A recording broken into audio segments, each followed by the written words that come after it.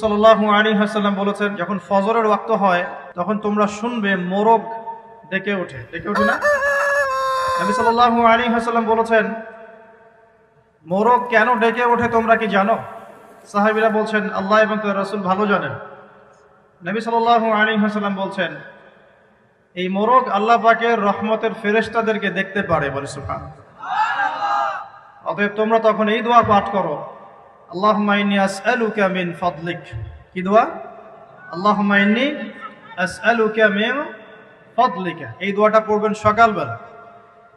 তো যে রহমতের ফেরেশতা একটা মোরগ দেখতে পাচ্ছে, আমি দেখতে পাচ্ছি না, তাহলে আমার দৃষ্টির সীমাবদ্ধতা জানান দিচ্ছে একটা মোরগ। আবার আমাদের সবার দেহে আছে আত্মা বা রূহ। নবীকে প্রশ্ন করা হয়েছিল, ইয়াসআলুনাকা আনির রূহ, তারা তোমাকে রূহ বা আত্মা সম্পর্কে জিজ্ঞেস করে। কইলে রূহ